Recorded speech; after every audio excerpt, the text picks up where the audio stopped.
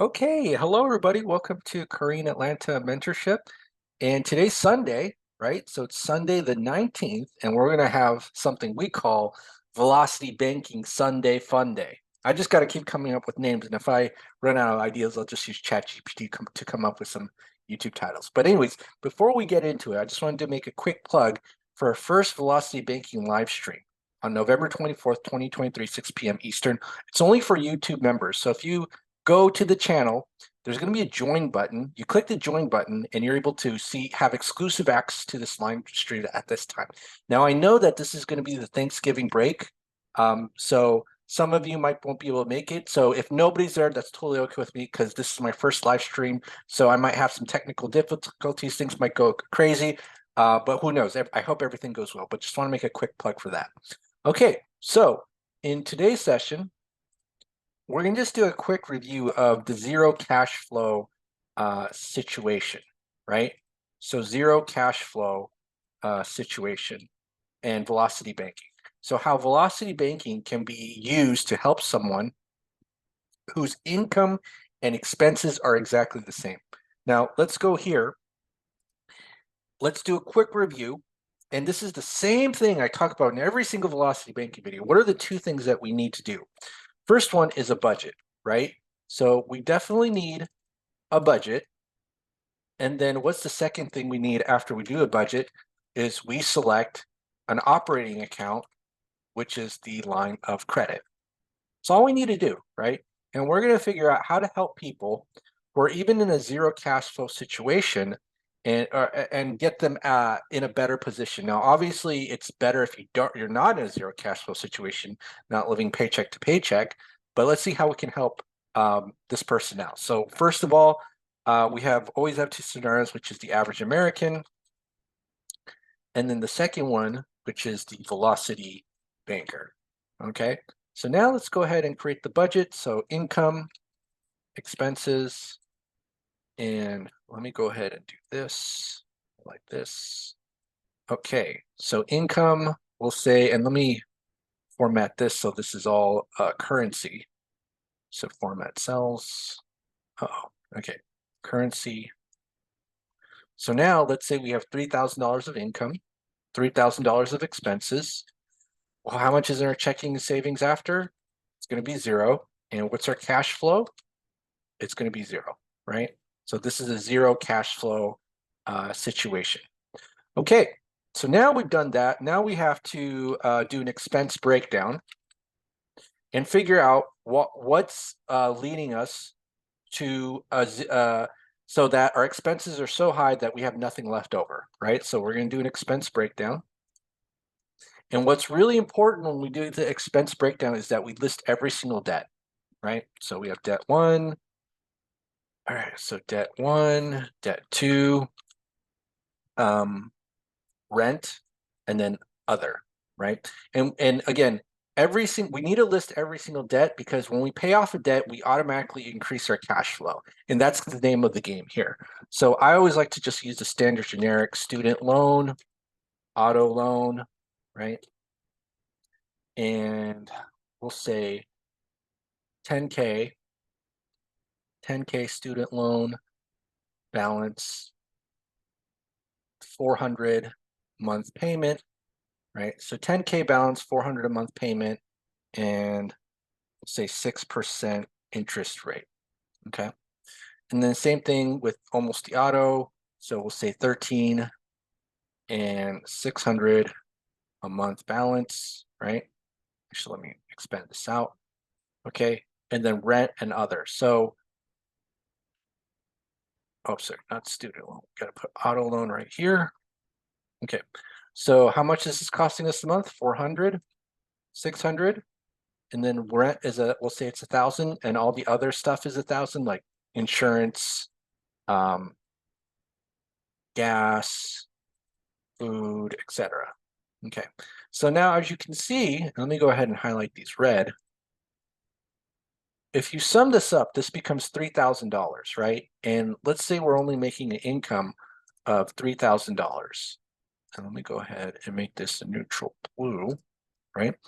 So in this situation, and I always like to emphasize this, if we needed something extra, let's say like a candy bar, and the candy bar is like $1, right?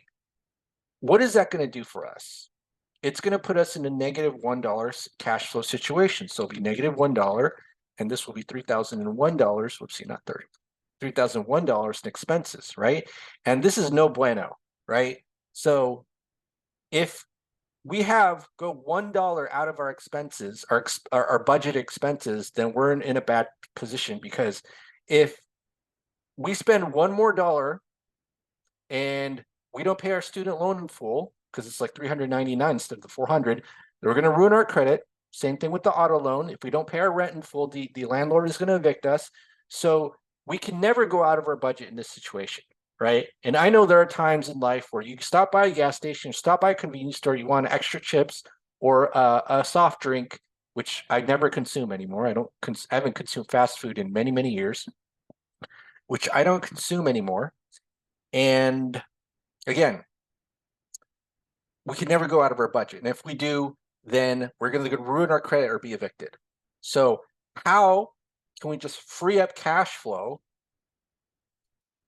without making more income, right? So let's go ahead and reset this. So 0, and I'm going to go ahead and delete this. All right, so now we have our budget. So now we have to go to step 2, which is select our operating account, which will be a line of credit, okay? And this is what I like to do. I like to put the interest rate here, available, or I'll say credit limit, current balance. And let's go ahead and highlight these. Okay, so basically, we're going to use a line of credit as our main operating account instead of our checking account. That's the only difference between these two columns, really, is that for the average American, we're using our checking account to pay our bills. Whereas with Velocity Banking, we're only using our line of credit to pay our bills, right? And so a line of credit, all that is a financial tool where you borrow money, pay it back, and then use it over and over again, right? So if you have a credit card, that's a line of credit. There are other types of lines of credit, like personal lines of credit, home equity line of credit. I have a home equity, personal line of credit, and credit cards.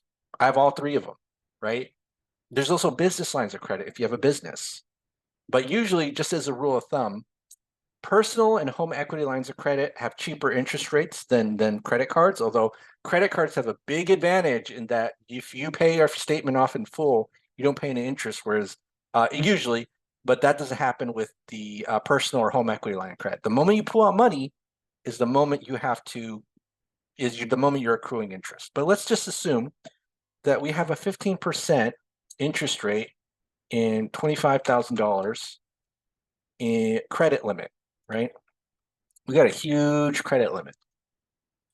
Actually, for me, it's not huge. I have $215,000 in credit limits in total, and 50,000, right, is my biggest limit, which is a HELOC. But let's say we have a personal line of credit that's $25,000 limit. Okay, so this is what we're going to do. So this is really cool about the lines of credit, especially if you have personal home equity. You go to the bank's website, right? You go to the bank's website and you say, I want up to, a certain amount, up to $25,000. You click a button and bam, it's in your checking account. So let's see how we can free up our cash flow so that we can make life a little bit easier for the zero cash flow situation average American, right? So what we're going to do is take a look at the expense breakdown and say, okay, well, we have a $25,000 credit line. Then let's go ahead and dump 23,000 here, right? Actually, let me do this. I always have to copy the formatting. All right, so let's do this. $3,000, our income stays the same. Our expenses, we're gonna re-engineer that right now. We're gonna redo that right now. And then what we're gonna do is we're gonna pay off these two loans with our lines of credit. So we're gonna dump $23,000 here, because that's the total of the balance, 1013. And then we're gonna pay them off. So this will be 0, 0, 1,000, 1,000, right? Our rent and other expenses still pretty much stay the same. And then this will become 0, okay? Now take a look at this. So let me go ahead and highlight this. Where's red? Okay. So take a look at this. Now these expenses are only 2,000, right? So 2,000. We magically created $1,000 of cash flow out of thin air. Okay. Isn't that amazing? And we didn't make more money. So what we do is we put our entire paycheck here. So this will be 22,000. And then we take our expenses from the line of credit. So this is going to creep up around 1,000, right?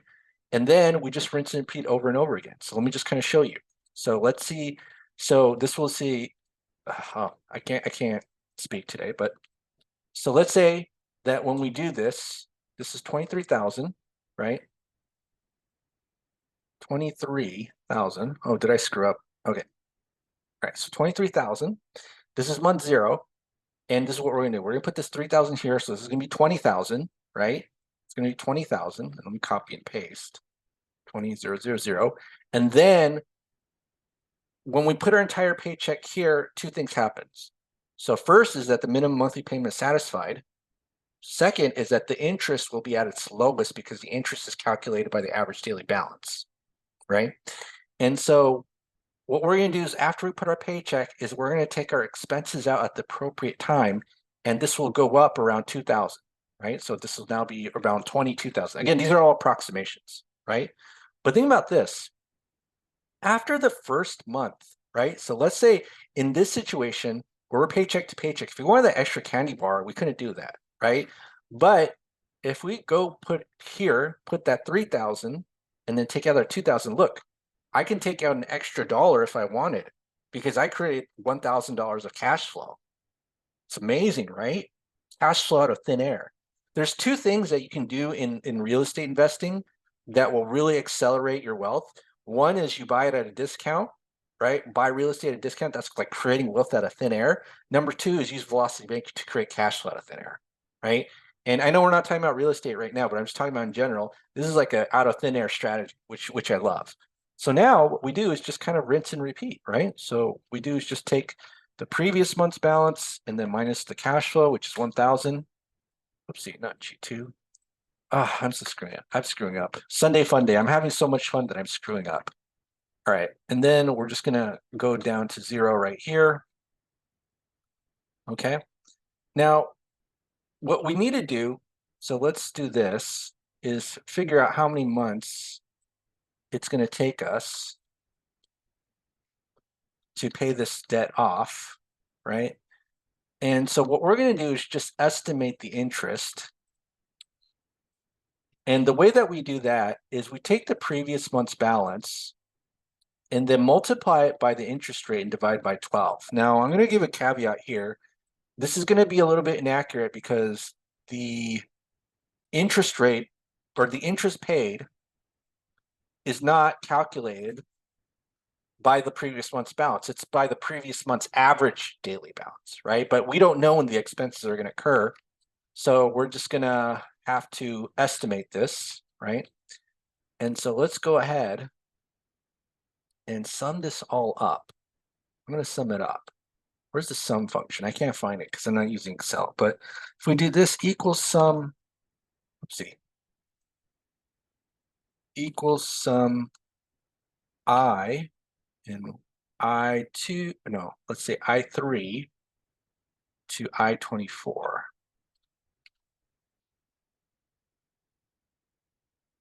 We pay about $3,437 in interest, right?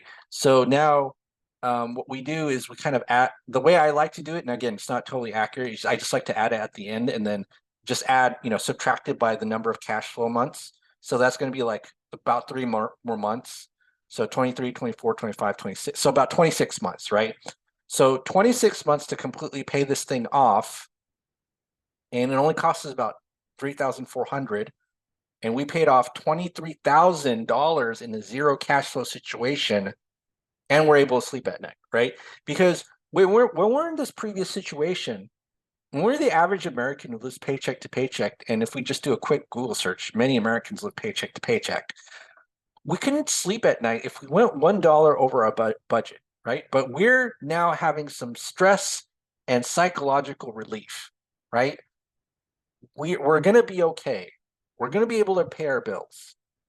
And if we needed a few dollars extra, even though, we don't want to be paycheck to paycheck or zero cash flow, and I needed an extra $500, $1,000 at any time during the situation, and my income hasn't changed, I'm still able to pay off my debts and I'll be okay, right? Now, obviously, the situation gets much better if your income isn't exactly the same as your expenses, right? Even the extra $1,000 of income is going to help. And this is why, um, if you live in a household and your household income is going to be much greater. And again, if you didn't know, the average household income in the United States is about 72 grand, right? And so if you're not making that much, let's say 30 something grand by yourself, but you have other people in your household where, if you have the combined income, you could pay off your debts quickly, you should think about doing that. Again, not direct financial advice, something for you to consider, but I would consider that if I had other people in a household who are making money with me, right? And that's the whole idea of partnerships. But again, so we'll say this took about 26 months, and we only had to pay about $3,000 in interest. So 12, so a little bit more than 2 years to pay off $23,000, and we're only making $3,000 a month, and we have zero cash flow. Mind blown, amazing, right? And so now, once we paid off all the debt, then we're going to have actual real checking and savings, not the fake checking and savings that people have, which is like 20 grand in checking and 20 grand in credit card debt. Although if you're in that position, that's pretty good because that means you're just throwing away money to the bank in interest.